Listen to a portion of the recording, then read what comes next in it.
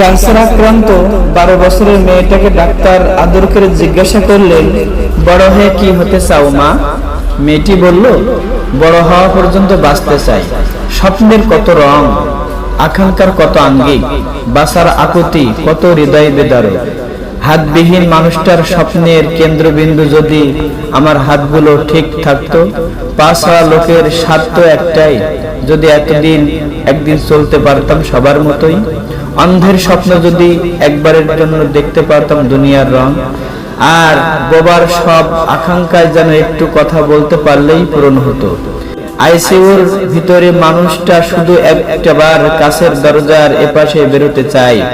আপনি যখন লেখাটা পড়ছেন ঠিক সেই মুহূর্তে মৃত্যু সজ্জায় হাজার মুমূর্ষের আর একটা মাত্র নিঃশ্বাস নেবার হাহাকার। এই হাহাকার দুনিয়ার শত ডিপ্রেশনকে ভুলিয়ে দেয়।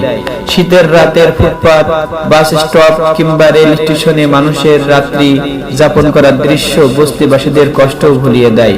দিন শেষে তার একটু মাথা গোঁজার ঠাইটুকুন রয়েছে, এদের সেটাও নেই। আপনার গ্রামের সবচেয়ে বড় লোক শহরের উঁচু দালান দেখে নিজেকে ভাগ্যবান ভাবেন। দুনিয়া ধোকার বস্তু, কখনো কাউকে তৃপ্ত করবে না, যেন হাওয়ায় মিঠাই।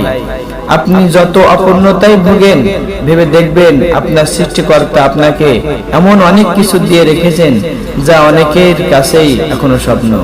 ধন্যবাদ।